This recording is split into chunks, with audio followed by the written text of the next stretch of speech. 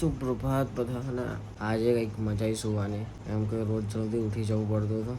હા, ચલો નીચે જઈએ, બ્રશ એવું કરીએ, ફ્રેશ થઈએ, કેમ કે મારે છે ને વધારે પડતું લેટ નહીં ઉઠવું, કેમ કે 12-1 વાગી જાય છે ને પછી મૂડ નહીં આવતું, પછી કંટાળો આવે કે આખો દિવસ જતો રહ્યા પછી ઉઠીએ છે. એટલા માટે હું અત્યારે ઉઠી જ જઉં છું. તો ચલો નીચે જાઉં, બ્રશ એવું કરું, ફ્રેશ એવું થવું. ઓકે ગાઈસ, તો ચાલો મળીએ. સો ગાઈસ, ચા નાસ્તો કરીને ઉપર આવી ગયો છું અને નાસ્તામાં બાએ મેં કીધું હતું રોટલી તળશે, તો બાએ રોટલી તરી આપી હતી. અને મેં શૂટ એટલા માટે ના કર્યું કે મોબાઈલ ચાર્જિંગમાં હતો, ચાર્જિંગ હતું નહીં, મેં ધ્યાન જ ના આપ્યું રાત્રે. અને હું રાત્રે કેટલા વાગે ઉઠ્યો હતો? 4 વાગે ઉઠ્યો. 4 વાગે ઉઠીને એડિટિંગ કરી, કેમ કે ગઈકાલે મને એટલી ખતરનાક ઊંઘ આવી ને તો હું સૂઈ જ ગયો. મેં કીધું રહેવા દે, સવારમાં એડિટિંગ કરીશ. સવારમાં 4 વાગે ઉઠ્યો, ઉઠીને એડિટિંગ કરી, પછી એક્સપોર્ટ ઉપર મૂકીને સૂઈ ગયો. પછી પાછો 6 વાગે ઉઠ્યો. 6 વાગે ઉઠી જોયું તો વ્લોગ એક્સપોર્ટ થઈ ગયો હતો. તો પછી થંબનેલ એડિટ કરીને એ બધું કરીને વ્લોગ અપલોડ કરી દીધો. અને હા, ડિસ્ક્રિપ્શનમાં કશું લખ્યું જ નહીં તો એ મૂકી દો પહેલાં. તો બસ આજનો દિવસ આવો છે. હજુ નાહ્યો ધોયો છું નહીં હું, તો હવે નાહવા જઈશું અને આજે કંઈક રીલ બનાવવાનો પ્રયત્ન કરીશું, કેમ કે હું આવું જ કરું છું. હું કોઈક એક જ જગ્યાએ ફોકસ કરી શકું છું. કરી શકું છું, પણ હું કરતો નહીં, સમજે? એટલે હવે મારે ઇન્સ્ટાગ્રામ પર બી ફોકસ કરવો પડશે, યુટ્યુબમાં બી, પણ હું નહીં કરતો. ખબર નહીં કેમ નહીં કરતો, આ પ્રોબ્લેમ છે મારી. કંઈ નહીં, આજે તો રીલ બનાવવા જઈશું. આશીષને બી હાલ કોલ કરી દઉં છું અને પછી જઈશું, મસ્ત રીલો બનાવીશું. પહેલાં તો અત્યારે પેલી ડિસ્ક્રિપ્શનમાં મેં કશું મૂક્યું નહીં, તો પહેલાં એ મૂકી દઉં અને પછી જોઈએ શું થાય છે શું નહીં. અત્યારે મારા શરીરમાં એટલી ખતરનાક વીકનેસ છે, પેટમાં દુખાય છે, ખબર નહીં કેમ આવું થાય છે. અને મેં આશીષને કોલ કર્યો, કીધું કે 4 વાગ્યા પછી આપણે જઈશું રીલ બનાવવા માટે. તેને કીધું કે હા જઈશું, તો જઈશું આપણે 4 વાગ્યા પછી. કેમ કે ઇન્સ્ટાગ્રામમાં હું રીલો જ નહીં પોસ્ટ કરતો કેટલા દિવસથી, તો આજે બહુ બધી રીલો બનાવી દઈશું રીલો. અલગ અલગ કપડાં લઈ જઈશું, હું 2-3 કપડાં લઈ જઈશ. ઓકે. અને અત્યારે ભૂખ લાગી છે પણ ખાવું નહીં, એટલો ખતરનાક વીકનેસ ફીલ થાય છે. અને અહીંયા આ સાઈડની દાઢ ભાઈ દુખાવાનું ચાલુ થઈ ગયું છે. ખબર નહીં, એ બધું મારા જોડે થાય ને, બધું મારા જોડે એક સાથે જ થાય છે. ઘડીક જો અત્યારે મેં કાનમાં રૂ લગાવીને રાખ્યું છે, કેમ કે મને દુખાય છે કાનમાં. મેં ગઈકાલે વાત કરી. હા, ડ્રોપ નાખવાનો બાકી છે. હા, તો અત્યારે હું ડ્રોપ નાખી દઉં, પછી જોઈએ. હા, જઈશું રીલો બનાવવા માટે. અને અત્યારે નહીં જમું, આવડે જમીશું. બહુ ખતરનાક વીકનેસ ફીલ થાય છે. કાલની તબિયત ખરાબ થઈ ગઈ છે. ચલો ગાઈસ, ડ્રોપ નાખી દઉં, થોડી વાર આડો પડો. એટલે આડો જ પડેલો હતો, થોડી વાર હજુ આડો પડી જાઓ, કેમ કે ડ્રોપ નાખ્યા છે તો પછી આડું પડવું પડશે. આ સાઈડના કાનમાં નાખવાના છે. ચાલો, અંદર તો ઠંડી લાગે છે, થોડી વાર બહાર બેસો તાપમાં. ઘરમાં તો બહુ ખતરનાક ઠંડી લાગે છે. અમારે તો ધાબુ એવું છે ને કે તડકો તમને ક્યાંય દેખાય જ નહીં. બસ અહીંયા આવે તડકો, એ થોડો તડકો આવે. બહાર ખાટલી લાઈન બેઠો, કેમ કે અંદર તડકો લાગે. અરે અંદર ક્યાં તડકો લાગે, અંદર ઠંડી લાગે છે. થોડી તડકામાં બેસીએ, એમાં શરીરની અંદર આમ તાવ હોય ને એવું ફીલ થાય છે. અને તો આંખો નહીં ખોલતી સુરતની સામે. હા, શું ગાઈસ, દહીં ધોઈ લીધું છે અને હવે જઈશું રીલો બનાવવા માટે. આશીષનો કોલ કરું કે અહીંયા આવે. અને ખરેખર કહું ને તો મારી સહેજ પણ તાકાત છે નહીં રીલ બનાવવાની, એટલું માથું દુખાય છે. અને વીકનેસ હદબાર વગરની છે, એટલી ખતરનાક વીકનેસ છે. જેમ ચાલુ છું ને એમ મારું માથું દુખાય છે. એવું થાય છે કે હું વ્લોગ કેમ ન કરીશ. અને એના કરતાં મોટો પ્રશ્ન એ છે કે રાત્રે એડિટિંગ કરવા બેસવું પડશે, કેમ કે મને આમ મોબાઈલની સ્ક્રીન બી જોઉં છું ને તો બી આમ માથું અને આંખો એટલી ખતરનાક ખેંચાય છે ને. અત્યારે લાઇટ ચાલુ છે ને તો એ આંખો ખેંચાય છે. કંઈ નહીં, તો એ રીલો બનાવવા જવું તો પડશે જ. તો અત્યારે મેં આ ટી શર્ટ પહેરી છે, બિકોઝ મને એટલી ઠંડી લાગે છે ને, બહુ ખતરનાક ઠંડી લાગે છે. અને અમે લોકો ગયા હતા બપોરે, હું ગયો હતો, અમે લોકો જે એક કામ છે એ પતાવવા ગયા હતા. એ શું કામ છે હું તમને અત્યારે નહીં જ કહું, એ પછી કહીશું. એની વાત તો પછી કરીએ. પહેલાં અત્યારે હું આશીષને કોલ કરું કે ઘરે આવે, પછી રીલો બનાવવા માટે જઈએ. ઓકે, તો આશીષનો કોલ કરી દઉં, કેમ કે એના આવવામાં વાર લાગશે. હવે આ જે બ્લેક પેન્ટ પહેરી છે ને એ નહીં પહેરવો, જોગર્સ પહેરી લઉં. ચલો, તો ફોન કરું આશીષને. સો ગાઈસ અત્યારે અમે લોકો નીકળી રહ્યા છે ને આશીષ એની એક્ટિવા પાર્ક કરે ત્યાં ગાડી. ટંડલાલ ક્યાં દુકાન જાય? હા ટંડલાલ નહીં આવતો એવું એને ખબર નહીં, એનું મૂડ હોય તો જ આવે.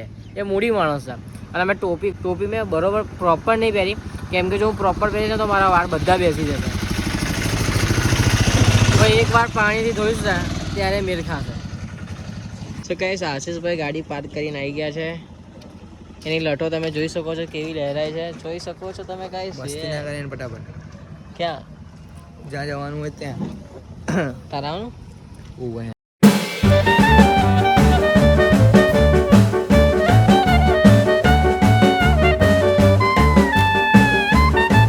ગાઈસ ફરીને અમે લોકો અહીંયા જ આવ્યા, કેમ કે આના સિવાય કોઈ બીજી લોકેશન અમારે ત્યાં છે જ નહીં. અને છે બધી બીજી લોકેશન છે પણ ત્યાં અમે લોકો જતા નહીં, કેમ કે ત્યાં બધા છપરે હોય જ છે એટલે આપણને ત્યાં ગાડી મેન ના પડે. અને આજકાલ તો આશીષ છપરે જોડે ફરવા લાગ્યો છે. અરે આશીષ એ હવે રીલો બનાવીએ પણ હજુ એક પ્રોબ્લેમ છે મારે. સ્પીકર બે એના ક્લુઝથી બનાવજે, અવાજ વોઇસ સંભળાઈ જશે. પેલા કાનર લાવો તો હવે હું જોઉં રીલ કઈ બનાવવાની છે કઈ નહીં, અને પછી આપણે બનાવીએ. અને હવે થોડું મને બેટર ફીલ થાય છે. ઘરે હતો ને તો યાર વીકનેસ જેવું હતું, અત્યારે થોડું સારું થાય છે ફીલ. અને વાહ આ જોત ખરા વ્યૂ કેવો મસ્ત આવે. સો ગાઈસ અત્યારે મેં આ ટી શર્ટ કાઢી નાખી છે, બિકોઝ આ ટી શર્ટમાં હું એવો જાડો લાગતો હતો ને અને નહોતું શૂટ થતું. એક તો એડિટેડ રીલ બનાવતો હતો અને એવું ગોલું મોલું છોકરો રાખતો હતો ને તો મેં બધું કાઢી નાખો. અને આ ટી શર્ટ આ બે ટી શર્ટ લાવ્યો એક આ અને એક આ. હવે આમાં જોઈએ કેવી બને છે, તો સારી બને તો ઠીક છે, અને તો પછી જોઈએ. અને આશીષ એવું કહે છે કે ના મારો શૂટ કરવાનું મન છે અને ના મારો રીલ શૂટ કરવાનું મન છે, એટલે બે મન વગર કામ કરી રહ્યા છે. જોઈએ કેવું કામ થાય છે મન વગર. ચાલ. અને હું તમને બિહાઇન્ડ ધ સીન બતાવી નહીં શકું, બિકોઝ મારી જોડે બે જ મોબાઈલ છે. એકમાં આ જે તમે જોઈ રહ્યા છો ને આ મોબાઈલમાં સોંગ વાગે છે અને આશીષના મોબાઈલમાં રીલ શૂટ થાય, એટલે જોઈ શકો છો આશીષ કેવો લાગે છે. સો ગાઈસ રીલ તો શૂટ ના થઈ, કેમ કે મને માથું ખતરનાક દુખવાનું ચાલુ થઈ ગયું હતું. તો પછી મેં કીધું નહીં થાય મારથી, હેડ ઘરે જઈએ. તો અત્યારે હું અને આશીષ ઘરે જઈએ છે. એટલે આશીષ એના ઘરે જશે નહીં, પહેલાં મારા ઘરે આવીશ તો તું ગાડી મારી એક્સિસ તારા ઘરે નહીં પડી, એટલે પછી જઈશું ગાઈશ. ચલો ઘરે. અને વીકનેસ એવું ફીલ થાય છે, એવું થાય છે કે બસ પડી રહું સૂઈ રહું. ઘરે જઈને હું પડી રહીશ, કેમ કે બહુ ખતરનાક માથું એવું દુખાય છે. મારા શરીરથી ખબર પડી જ જાય કે ભાઈ આ બીમાર છે. સો ગાઈસ અત્યારે હું ઘરે આવી ગયો છું અને ઘરે આવતો એટલો કંટાળો અને એવું થાય કે અહીંયા જ પડી જાઉં. એટલી ખતરનાક વીકનેસ છે ના, ઠંડી લાગે છે. મેં પંખો બંધ કરી નાખ્યો છે કેમ કે ઠંડી ખતરનાક લાગે છે. હવે ઉડીને થોડી વાર આડો પડ્યો. એ પેલા ડ્રોપ નાખી દે ને મને કાનમાં બાબુ, હેને નાખી દે ને ફટાફટ, આડો પડી જાઉં. ગાઈસ તમને મળું અને સોરી કે હું કંઈ ખાસ વ્લોગિંગ નહીં કરી શકતો, પણ મારામાં તાકાત જ નહીં વ્લોગ કરવાની. મેં વિચાર્યું તો એક્ઝામ પર છે પછી જોરદાર વ્લોગ લાવીશ, પણ શું તબિયત ખરાબ થઈ ગઈ છે ખતરનાક. તાવ પણ છે. હા સો ગાઈસ ચલો મળીએ થોડી વારમાં. સો ગાઈસ અત્યારે મારી થોડી વધારે જ તબિયત ખરાબ થઈ ગઈ છે. સો અત્યારે અમે લોકો દવાખાને જઈએ છીએ. મમ્મી કે છા ભાઈ તું દવાખાને જતો હોય નહીં તો વધારે થાય, તો અત્યારે દવાખાને જઈએ છીએ. અને આને છાતીમાં દુખે છે તો એની દવા લેવાની છે. અને હું અને મારા ભાઈ જ આવ્યા છે. અને ઠંડી લાગે છે ને એટલે માટે મેં જેકેટ પહેરી લીધું છે, કેમ કે ઠંડી બહુ ખતરનાક લાગે છે. અને કાનમાં ઝાટકા ના મારે એટલે ટોપી પહેરી લીધી છે, કેમ કે હવા અંદર જાય છે ને તો ઝાટકા મારે છે.